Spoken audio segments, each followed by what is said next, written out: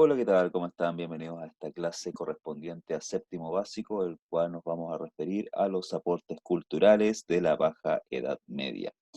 El objetivo de esta clase es caracterizar dichos aportes culturales, destacando en este caso la literatura, la arquitectura y el conocimiento medieval a través de las universidades. Lo que vamos a ver hoy día en esta clase sería, como les dije anteriormente, vamos a ver un poco sobre literatura medieval, vamos a ver un poco sobre la arquitectura medieval en sí, vamos a diferenciar lo que es el gótico del románico y, lo más importante, ver las universidades, cómo se organizaron, cómo surgen y más o menos en sí los debates que se arman en dicho periodo. Primero, vamos a hacer un resumen de la clase anterior, muchachos, y nos vamos a referir un poco a qué pasa con las ciudades una vez que resurge el comercio tras las cruzadas. Gracias al comercio con Oriente, a contar del siglo XII, siglo XIII, nuevamente las ciudades recuperan su sitial, que durante la época feudal estaban en decadencia, gracias a la actividad comercial.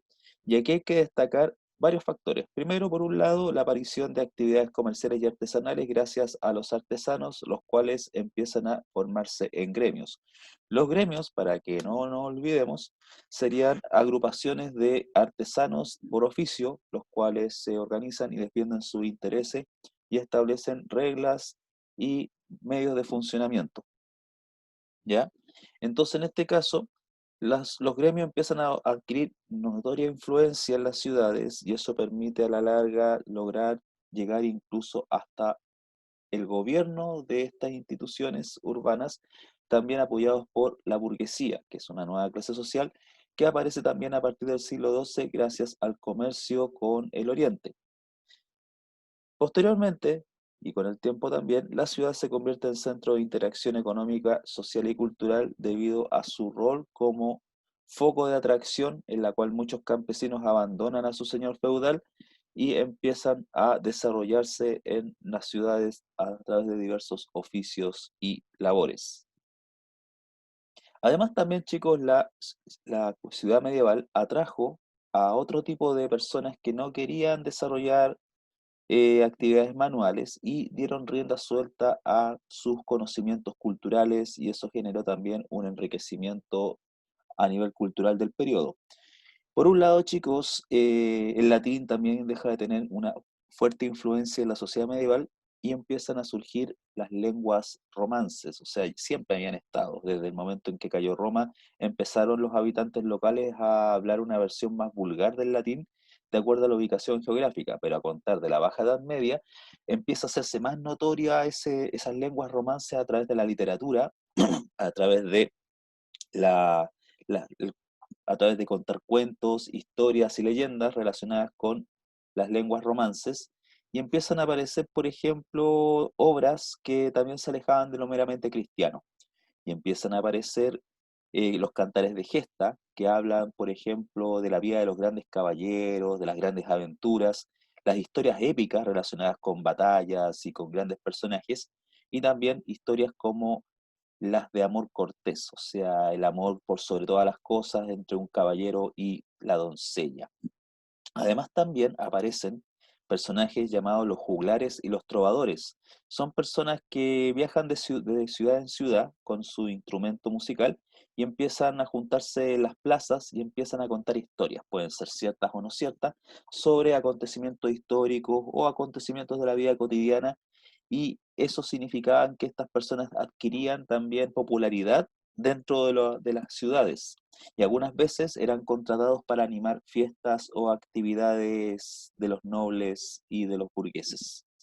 Pero además también se producen algunas querellas, algunas, digamos, debates intelectuales relacionados con el ámbito cultural, en el cual vamos a destacar este caso, que fue la querella de las mujeres, cuya principal protagonista fue una poetisa veneciana de nombre Christine de Pizan, el cual ella cuestiona el rol de los hombres en la literatura y por qué las mujeres no pueden participar en las actividades culturales. Y ahí empieza a armarse todo un debate, especialmente cuando Christine de Pizan en el siglo XIV publica un libro llamado La ciudad de las damas. Muchos dicen que esta escritora, Christine de Pizan, fue una de las precursoras del feminismo, ya que a finales de la Edad Media ya empieza a poner en duda, en cuestionamiento, el orden patriarcal de la sociedad de su época. Otra historia que también voy a mencionar y en la cual también cumplen un rol muy fundamental las mujeres ha sido lo que es el concepto de universidad. Estos centros de educación superior aparecen aproximadamente a contar del siglo XI debido a lo siguiente. Antes, durante el desarrollo de la Edad Media, la cultura no desapareció del todo porque quedó bajo la protección de la Iglesia. Por ende, muchos sacerdotes se formaron en lo que podemos denominar las escuelas catedralicias. Estas instituciones formaban a gente del clero y obviamente tenían que estudiar de acuerdo a los parámetros que establecía la Iglesia. Pero algunos profesores no estaban muy de acuerdo con impartir las enseñanzas que le daba la iglesia, que les pauteaba la iglesia, y junto con algunos alumnos que también pensaban lo mismo, hicieron algo parecido a los artesanos. Formaron gremios, gremios de profesores, gremios de estudiantes, que tenían como objetivo llegar al conocimiento sin ninguna atadura y con absoluta libertad. Y a partir de ahí surge el concepto de universidad, quiero decir. Viene de la palabra universalidad o diversidad de ideas, diversidad de opiniones, y estas instituciones buscaban generalmente la investigación, el conocimiento y la enseñanza de esos conocimientos.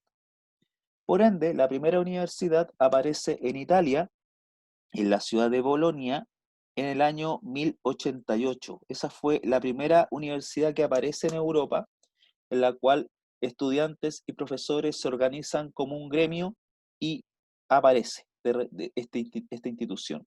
Posteriormente empieza a divulgarse esta idea en el resto del continente y empiezan a surgir nuevas universidades como por ejemplo Cambridge, Oxford en Inglaterra, París en Francia y Salamanca en España, y posteriormente otras universidades más. En esos centros de estudios, como les dije anteriormente, para legalizar a sus estudiantes se les otorgaban también títulos y grados académicos. Por lo tanto, estos centros de educación también preparaban a las personas para desempeñarse en ciertos tipos de trabajo. Acuérdense que eran instituciones que tenían que ser reconocidas. Como eran, digamos, gremios independientes, eh, se hicieron tan conocidas que al final adquirieron la autonomía para poder desarrollar sus planes de estudio de forma libre. ¿Cómo se enseñaba en la Edad Media? En este caso, no empezaban como en kinder, como en la actualidad, sino que empezaban a los 10 años aproximadamente. Y tenías que aprender primero lo básico. En este caso, leer, escribir y contar. Es lo primero.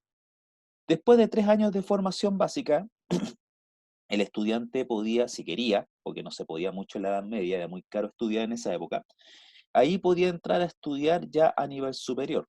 Y ahí tenía que pasar 3 grandes desafíos. Primero, aprender el trivium. ¿Qué era el trivium? Son 3 asignaturas que actualmente estarían asociadas a lenguaje y filosofía, que sería la gramática, la retórica y la dialéctica. También debías pasar otro tipo de ramos, que era el quadrivium, que serían los ramos matemáticos y científicos, que sería la aritmética, la geometría, la astronomía y la música. Y si te gustaba el arte, podías entrar a estudiar a la Facultad de Artes y aprendías todo lo que era pintura, escultura, arquitectura. Tú salías, una vez terminado el proceso de estudio, que duraba aproximadamente 6 7 años, que era como el equivalente a la educación media, tú salías con el título o grado de bachiller. Ahí tú podías ejercer en diversos tipos de funciones. Pero si tú querías estudiar una carrera universitaria que te otorgaba en este caso estas universidades que estaban recién naciendo, solamente tenías derecho a 4 carreras, que era teología, que era la ciencia que estudia a Dios y su relación con el universo, que era la carrera más larga y tenías que dar un examen para poder egresar. Lo mismo pasaba con medicina, con derecho y con artes liberales. Las artes liberales eran las, digamos, las profesiones humanistas. A mitad de la carrera, si lograbas terminar los primeros 3 años de estudio, tú salías con el título de licenciado en dichas especialidades, licenciado en teología, licenciado en medicina, licenciado en derecho, licenciado en artes liberales. Pero siempre tenías que dar exámenes. ¿Por qué? Porque era lo mismo que en los gremios. Si los gremios tú querías independizarte y formar tu propio taller, tú tenías que hacer una obra de arte que le gustara al gremio. En este caso, como en la universidad, tú estabas, digamos, estudiando para sacar una licencia, que sería en este caso un título profesional, tú tenías que dar un examen también para obtenerlo. Por lo tanto, en la mitad de estas carreras, tú tenías que dar un examen para sacar, salirte del bachiller y entrar a licenciado. Y al final, finalizar los estudios, también tenías que dar otro examen, que en esa época no eran escritas, sino que eran orales, y ahí sacabas el grado máximo, que era en el caso de teología, medicina y derecho, el grado de doctor, y en el caso de artes liberales, el de maestro. Por lo tanto, estamos hablando de un periodo de estudios que duraba desde los 10 años y podía salir a los 35, 40 años ya con un título definitivo que te facilitaba, por ejemplo, te abría las puertas a todas las instituciones que podían existir a nivel europeo. Esa era más o menos la educación que existía en la Edad Media.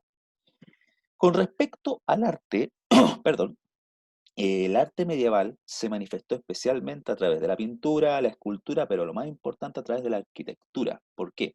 Porque la iglesia tenía que demostrar los signos de los tiempos. En este caso, la arquitectura jugó un rol muy importante en las iglesias de la época. Tenemos dos tipos de arquitectura. La arquitectura románica, que surge en el siglo XI como resultado de diversas influencias, germánico, árabe, persa, bizantino. ¿Qué características tienen las iglesias románicas o la arquitectura románica en sí? Que no eran construcciones altas, sino que se ensanchaban y además también generaba un ambiente demasiado íntimo, en la cual no había mucha luz que digamos, estaba alumbrado permanentemente con velas, con antorchas, para que la gente tenga una comunión más individual con Dios y generalmente servía para el recogimiento de los fieles. Eran iglesias muy oscuras, muy lúgubres, y eso permitía la idea de tener mayor contacto con Dios. En cambio, a contar del siglo XII, con el resurgimiento de las ciudades, empieza a surgir una nueva arquitectura que sus detractores lo bautizaron como arquitectura gótica. En realidad se llama arquitectura ojival. ¿Cuál es la idea? Esta arquitectura no tenía una connotación religiosa, sino que tenía más una connotación de lucimiento por parte de los burgueses. Los burgueses querían construir la catedral más alta, más imponente, más lujosa y así competir con otras ciudades, porque tiene mucho que ver el rol de la burguesía en la construcción de estos edificios. Estas edificaciones, chiquillos, se caracterizaban por ser altas, iban hacia el cielo y también a su vez tenían que tener la mayor cantidad de personas dentro de ese edificio, o sea, además tenían que ser multitudinarias, grandes y espaciosas. La finalidad que tenían estos edificios también, además de cumplir un rol religioso, también era un rol educativo, porque la mayoría de la población europea no sabía leer ni escribir, por ende tenían que ser lo más detalladamente lujoso, lo más detalladamente invertían en vidrieras, invertían en pinturas, en esculturas, incluso en decoración, para que la gente desde el momento de entrar a la iglesia conociera quién eran los personajes que estaban ahí tallados. Por lo tanto, los curas tenían que explicarles que eran los santos que te estaban esperando para tener una buena comunicación con Dios. Si te portabas mal, las gárgolas que estaban en el techo te iban a tomar y te iban a llevar al inframundo. Había mucha representación artística y la gente quedaba así como asombrada. Oh, ibas a conocer la verdadera historia de Jesucristo. Y estaba todo planteado dentro de los edificios góticos. Además, también con la altura de esos edificios, la gente quedaba así como asombrada porque esos edificios eran impresionantemente grandes. No olviden, chicos, que los burgueses competían quién tenía la catedral más grande y más lujosa. Y estos edificios se demoraban no años, sino que décadas, incluso siglos en terminarse. Por ende, estamos hablando de edificios muy grandes, muy espaciosos. Vamos a ver un video y, y van a explicar un poquito de qué se trata esta historia.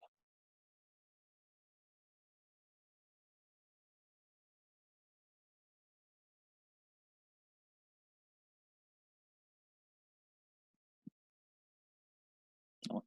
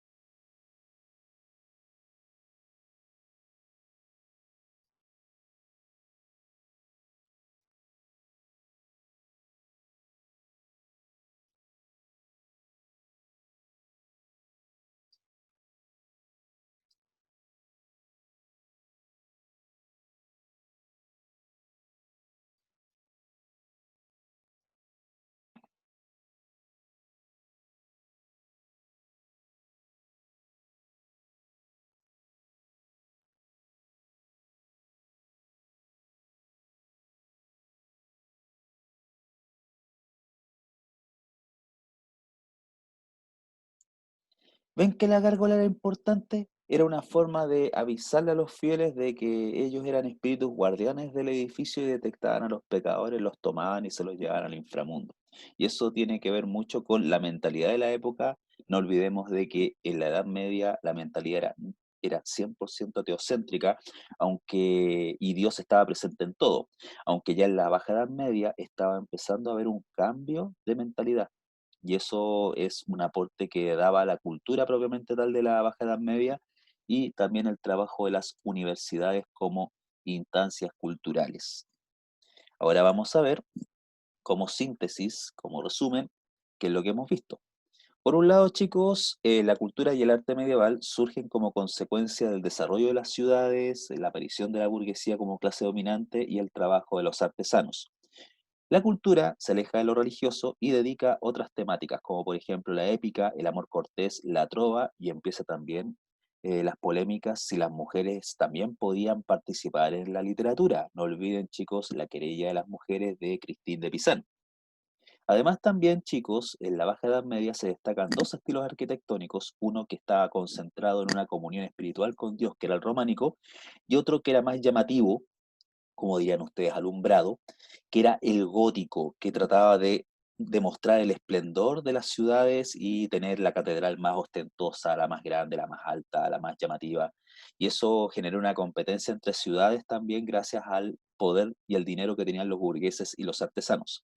Y por último, rematamos con el rol que cumple la universidad como centro del conocimiento de su época y que empezó de a poco a implantar nuevas ideas que van a influir posteriormente en el mundo del Renacimiento.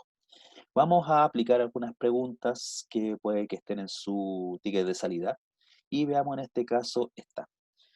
¿Qué estilo artístico tuvo un desarrollo importante durante la Baja Edad Media, teniendo una relevante influencia en la construcción de templos y edificaciones? Tenemos las siguientes alternativas: el barroco, el feudal, el gótico o el renacentista. Bueno, vamos a empezar uno por uno. Con respecto al barroco, es un estilo muy posterior a lo que es la Edad Media, casi más cerca del siglo XVI, siglo XVII, por lo tanto, esto next, descartado. El estilo feudal no existió nunca y tiene que ver más con un sistema socioeconómico propio de la Edad Media, en la cual los campesinos tenían que trabajar para un señor feudal a cambio de protección, lealtad y subordinación, por lo tanto tampoco sería el correcto.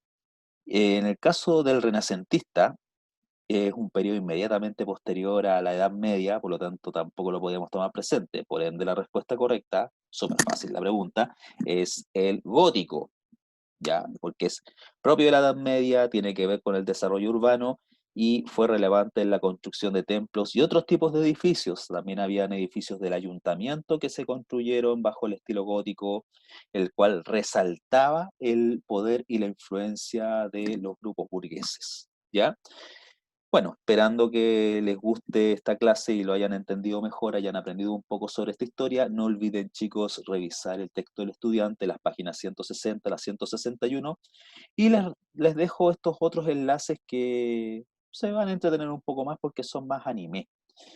Un anime súper antiguo, pero es de muy buena calidad. Todo lo antiguo es bueno. Se llama Érase una vez el hombre. Les voy a dejar dos capítulos, Los constructores de catedrales, para que vean cómo se construyen estas catedrales tan portentosas. Y La guerra de los 100 años, para que vean un poco cómo fue el desarrollo cultural en la Baja Edad Media. Y además les dejé otro enlace sobre la Baja Edad Media que les puede llamar la atención.